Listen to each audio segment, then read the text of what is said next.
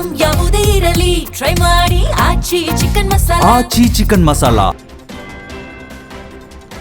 ದಾವಣಗೆರೆಯಲ್ಲಿ Kargil India private ಲಿಮಿಟೆಡ್ಗೆ ಸೇರಿದ ಕಾರ್ಖಾನೆ ಕಾನೂನು ಬಾಹಿರವಾಗಿ ಮಾರಾಟ ಆಗಿದೆ ಎಂಬ ಆರೋಪ ಕೇಳಿಬಂದಿದ್ದು, ಇದರ ವಿರುದ್ಧ ಕಾರ್ಮಿಕರು ತೀವ್ರ ಆಕ್ರೋಶ ವ್ಯಕ್ತಪಡಿಸಿದ್ದಾರೆ. ಹರಿಹರ ತಾಲೂಕಿನ ಬೆಳ್ಳೊಡ್ಡಿ ಬಳಿಯಿರುವ ಈ ಕಾರ್ಖಾನೆ ಕಳೆದ 4 ತಿಂಗಳಿಂದ ಉತ್ಪಾದನೆ ನಿಲ್ಲಿಸಿದ್ದಾಗಿದೆ. ಸುಮಾರು 10 ವರ್ಷಗಳಿಂದ ಸೇವೆ ಸಲ್ಲಿಸುತ್ತಿದ್ದ ಅನೇಕ ಕಾರ್ಮಿಕರು ಇವತ್ತು ಉದ್ಯೋಗ ಕಳೆದುಕೊಂಡು ಬೀದಿಗೆ ಬಿದ್ದಿದ್ದಾರೆ. ಕಂಪನಿ ಹಾಗೂ ಆಡಳಿತ ಮಂಡಳಿಯ ಕ್ರಮವನ್ನು ಖಂಡಿಸಿ ಕಾರ್ಮಿಕರು ಕಾರ್ಖಾನೆಯ ಮುಂದೆ ಅನಿರ್ದಿಷ್ಟಾವಧಿ ಧರಣಿ ಸತ್ಯಾಗ್ರಹ ಆರಂಭಿಸಿದ್ದಾರೆ. ಕಂಪನಿ ಖರೀದಿಸಿದ ಎಲ್ಲ ಕಾರ್ಮಿಕರಿಗೆ ಕೆಲಸ ನೀಡಬೇಕು ಅಂತ ಅವರು ಒತ್ತಾಯ ಮಾಡ್ತಾ ಇದ್ದಾರೆ. ಇವು ಪ್ರತಿಭಟನೆ ಯಾಕೆ ಮಾಡ್ತಾ ಇದ್ದೀವಿ ಅಂತ ಹೇಳಿದ್ರೆ, ನಮ್ಮ ಕಾರ್ಗಿಲ್ ಕಂಪ್ನಿ ಸಡನ್ ಆಗಿ ಬೇರೆ ಒಬ್ಬರಿಗೆ ಮಾರಾಟ ಮಾಡಿದೆ. ಬೇರೆ ಒಬ್ಬರಿಗೆ ಅಂದರೆ ರಿದ್ದಿ ಸಿದ್ದಿ ಅನ್ನೋ ಒಂದು ಕಂಪ್ನಿಗೆ ಮಾರಾಟ ಮಾಡಿದೆ. ಬರೀ ಅಸೆಟ್ ಸೇಲ್ ಮಾತ್ರ, ಓನ್ಲಿ ಯಂತ್ರ ಮತ್ತು ಉಪಕರಣ ಜಮೀನು ಮಾತ್ರ ಮಾರಿದೆ.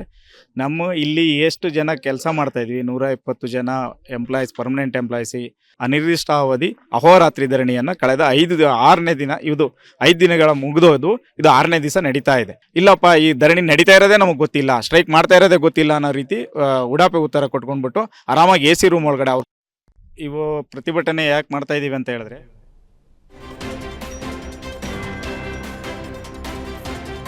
ವಿದ್ಯಾರ್ಥಿಯ 2 ಬೆರಳುಗಳು ಶಾಲೆಯ ಬಾಗಿಲಿಗೆ ಸಿಲುಕಿ ತುಂಡಾಗಿರುವ ಘಟನೆ ತುಮಕೂರು ಜಿಲ್ಲೆಯ ಗೂಳೂರು ಸರ್ಕಾರಿ ಶಾಲೆಯಲ್ಲಿ ನಡೆದಿದೆ. ಬಾಗಿಲು ಜೋರಾಗಿ ಮುಚ್ಚಿದ ಪರಿಣಾಮ ಈ ದುರ್ಘಟನೆ ಸಂಭವಿಸಿದೆ ಎನ್ನಲಾಗಿದೆ.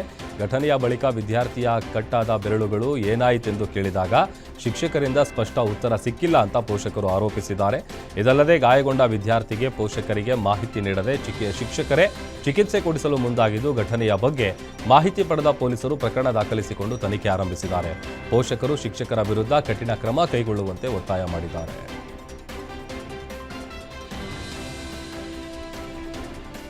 ಮೈಸೂರು ಜಿಲ್ಲೆಯ ಕಣಗಲ್ ಗ್ರಾಮದಲ್ಲಿ ಕಳಪೆ ರಸ್ತೆ ಕಾಮಗಾರಿ ವಿರುದ್ಧ ಗ್ರಾಮಸ್ಥರು ರೊಚ್ಚಿಗೆದ್ದಿದ್ದಾರೆ. ಪಿರಿಯಾಪಟ್ಟಣ ತಾಲೂಕಿನ ಈ ಗ್ರಾಮದಲ್ಲಿ ನಡೀತಾ ಇರುವ ಕಣಗಾಲ್ ಕುಶಾಲನಗರ ಮುಖ್ಯ ರಸ್ತೆ ಡಾಂಬರೀಕರಣ ಕಾಮಗಾರಿಯ ಗುಣಮಟ್ಟ ಕುರಿತು ಆರೋಪಗಳು ಕೇಳಿಬಂದಿವೆ.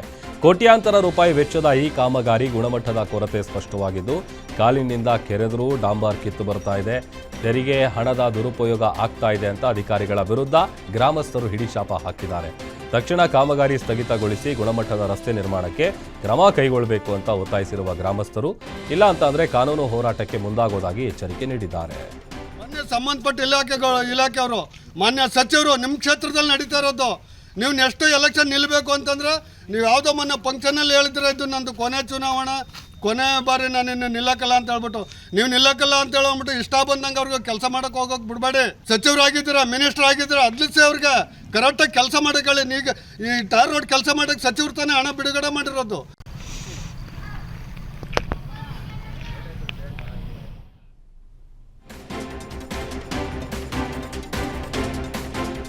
ತುಮಕೂರಿನಲ್ಲಿ ತಾಯಿ ಹತ್ಯೆ ಪ್ರಕರಣಕ್ಕೆ ಮಹತ್ವದ ಟ್ವಿಸ್ಟ್ ಸಿಕ್ಕಿದೆ. ಮೊದಲಿಗೆ ಜ್ಯೋತಿಷಿ ಮಾತು ನಂಬಿ ತಾಯಿಯನ್ನ ಕೊಂದಿದ್ದಾರೆ ಎಂಬ ಮಾತು ಕೇಳಿಬಂದಿದ್ರು. ತನಿಖೆಯಲ್ಲಿ ಅಸಲಿ ಕಾರಣ ಹಣ ಮತ್ತು ಆಸ್ತಿ ಎಂಬುದು ಬಹಿರಂಗ ಆಗಿದೆ. ತುಮಕೂರು ನಗರದ ಶ್ರೀನಗರದಲ್ಲಿ ತಾಯಿ ಪುಷ್ಪವತಿ ಮನೆಯಲ್ಲೇ ವಾಸವಿದ್ದ ಸುಚಿತ್ರಾ ತನ್ನ 55 ವರ್ಷದ ತಾಯಿ ಪುಷ್ಪವತಿಯನ್ನ ಉಸಿರುಗಟ್ಟಿಸಿ ಹತ್ಯೆ ಮಾಡಿದ್ಲು. ಘಟನೆ ತುಮಕೂರು ತಾಲೂಕಿನ ಅನುಪನಹಳ್ಳಿಯಲ್ಲಿ ನಡೆದಿತ್ತು. ತಾಯಿ ನಿದ್ರಿಸುತ್ತಿದ್ದಾಗ ತಲೆದಿಂಬಿನಿಂದ ಉಸಿರುಗಟ್ಟಿಸಿ ಕೊಲೆ ಮಾಡಿದ್ದಾಳೆ. ಬಳಿಕ ಅಸಹಜ ಸಾವು ಅಂತ ಬಿಂಬಿಸಿ ಅಂತ್ಯಕ್ರಿಯೆಗೆ ಮುಂದಾಗಿದ್ಲು. ಗ್ರಾಮಸ್ಥರ ಅನುಮಾನದಿಂದ ಖ್ಯಾತಸಂದ್ರ ಪೊಲೀಸರಿಗೆ ಮಾಹಿತಿ ಕೊಡಲಾಗಿತ್ತು. ಬಳಿಕ ಸುಚಿತ್ರಾಳನ್ನ ವಶಕ್ಕೆ ಪಡೆದು ವಿಚಾರಣೆ ನಡೆಸಿದಾಗ ನಿಜಾಂಶ ಬೆಳಕಿಗೆ ಬಂದಿದೆ.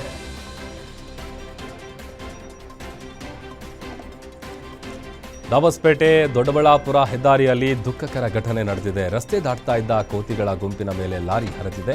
ಲಾರಿಯ ಚಕ್ರಕ್ಕೆ ಸಿಲುಕಿದ ಒಂದು ಕೋತಿ ಸ್ಥಳದಲ್ಲೇ ಸಾವನ್ನಪ್ಪಿದ್ದು, ಆದರೆ ಪವಾಡದಂತೆ ಗುಂಪಿನ ಇತರೆ ಕೋತಿಗಳು ತಪ್ಪಿಸಿಕೊಂಡು ಓಡಿ ಹೋಗಿದ್ದು, ಹಠಾತ್ ಸಾವಿನ ಕಾರಣದಿಂದ ಮೂಕರೋಧನೆ ವ್ಯಕ್ತಪಡಿಸಿದ್ವು. ಹಿಂದೆ ಬರ್ತಿದ್ದ ಕಾರಿನವರು ಕೋತಿಯ ಶವವನ್ನ ರಸ್ತೆ ಪಕ್ಕಕ್ಕೆ ಸರಿಸಿ ಮಾನವೀಯತೆ ಮೆರೆದಿದ್ದಾರೆ.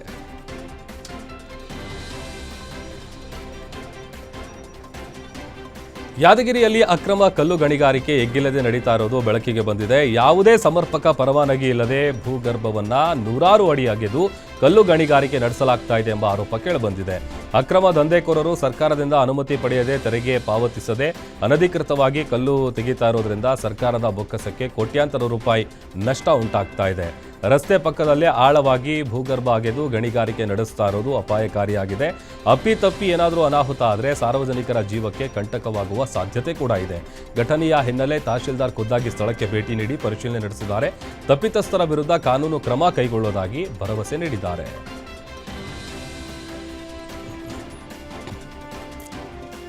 ನಗರದ ಹೋಟೆಲ್ಗಳಲ್ಲಿ ಸ್ವಚ್ಛತೆಯ ಕೊರತೆಯನ್ನ ತಡೆಯಲು ತೀವ್ರ ಪರಿಶೀಲನೆ ನಡೆಯಿತು. ಉಡುಪಿ ಶ್ರೀಕೃಷ್ಣ ಬೃಂದಾವನ ಹೋಟೆಲ್ನ ಅಡುಗೆ ಕೋಣೆ, ಪರಿಕರಗಳು, ತರಕಾರಿಗಳ ಗುಣಮಟ್ಟ ಸೇರಿದಂತೆ ಸಂಪೂರ್ಣ ಸ್ಥಿತಿಯನ್ನು ಪರಿಶೀಲಿಸಿದ್ದು, ಇಡ್ಲಿ ಹಾಗೂ ದೋಸೆ ರುಬ್ಬುವ ಗ್ರೈಂಡರ್ ತುಕ್ಕಿನಿಂದ ತುಂಬಿತ್ತು. ಕೊಳೆತು ಹೋಗಿರುವ ಹೂಕೋಸು ಮತ್ತು ಇತರೆ ತರಕಾರಿಗಳನ್ನು ಬಳಕೆ ಮಾಡ್ತಿದ್ದಾರಂತೆ. ಅಡುಗೆ ಕೋಣೆಯ ಮೇಲ್ಛಾವಣಿ ಮತ್ತು ಗೋಡೆಯ ಪದರಗಳು ಕುಗ್ಗಿ ಕಿತ್ತು ಬರುವ ಹಂತದಲ್ಲಿದ್ದವು. ಅಧಿಕಾರಿಗಳು ಬೆಚ್ಚಿ ಬಿದ್ದು ಹೋಟೆಲ್ಗೆ ಬೀಗ ಜಡಿಸುವ ಮೂಲಕ ಮಾಲೀಕರಿಗೆ ತೀವ್ರ ತರಾಟೆ ತೆಗೆದುಕೊಂಡಿದ್ದಾರೆ. ಕೋಲಾರ್ನಲ್ಲಿ ಸ್ವಂತ ಹೋಟೆಲ್ ಉಡುಪಿ ಭವನ್ ಅಲ್ಲ, ಉಡುಪಿ ಕೃಷ್ಣ ಭವನ್ ಹೋಟೆಲ್ ನೀರಿನ ಸ್ಯಾಂಪಲ್ಲು ನಮ್ಮ ಸರ್ವೆಲೆನ್ಸ್ ಆಫೀಸಿಂದ ತೆಗೆದಿದ್ರು. ಅದರಲ್ಲಿ ಫೀಕಲ್ ಮ್ಯಾಟ್ರ್ ಪ್ರೆಸೆಂಟ್ ಇದೆ ಅಂತ ಕಂಡು ಬಂದಿದೆ. ಹಂಗಾಗಿ ಆಮೇಲೆ ನಾವು ವಿಸಿಟ್ ಮಾಡಿದ್ವಿ. ಆಹಾರ ಸುರಕ್ಷತೆ ಮತ್ತು ಔಷಧಿ ಆಡಳಿತ ಮಂಡಳಿ ಮತ್ತು ಮುನ್ಸಿಪಲ್ ಕಮಿಷನರ್ ಇಬ್ಬರ ಜೊತೆಗೂಡಿ ಭೇಟಿ ನೀಡಿದಾಗ ಅಲ್ಲಿ ಕೆಲವೊಂದು ಅವ್ಯವಸ್ಥೆ ಇದ್ವು. ಈವನ್ ತರಕಾರಿಗಳು.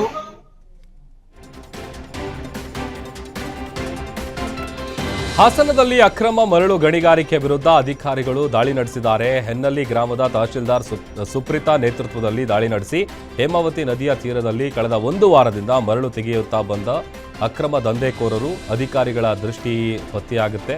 ಇನ್ನು ರಾಶಿ ಮರಳು ಬಿಟ್ಟು ಅಲ್ಲಿಂದ ಎಸ್ಕೇಪ್ ಆಗಿದ್ದಾರೆ. ಈ ವೇಳೆ ಸ್ಥಳದಲ್ಲಿದ್ದ ಟಿಪ್ಪರ್ ಹಾಗೂ ಲಾರಿಗಳನ್ನು ಹಾಸನ ಜಿಲ್ಲಾ ತಾಲೂಕು ಆಡಳಿತ ವಶಪಡಿಸಿಕೊಂಡಿತು. ಹಾಸನ ನಗರ ಪೊಲೀಸ್ ಸಿಬ್ಬಂದಿ ಸಹ ತಹಶೀಲ್ದಾರ್ ಜೊತೆಗೆ ದಾಳಿಯಲ್ಲಿ ಭಾಗವಹಿಸಿದರು. ಅಕ್ರಮ ಮರಳು ಸಂಗ್ರಹಿಸ್ತಾ ಇದ್ದಂತಹ ಸ್ಥಳವು ಫೋಟೋ ಮತ್ತು ದಾಖಲೆಗಳ ಮೂಲಕ ದಾಖಲಿಸಲಾಯಿತು. 6 ಟಿಪ್ಪರ್ಗಳನ್ನು ಅಧಿಕಾರಿಗಳು ವಶಪಡಿಸಿಕೊಂಡಿದ್ದಾರೆ.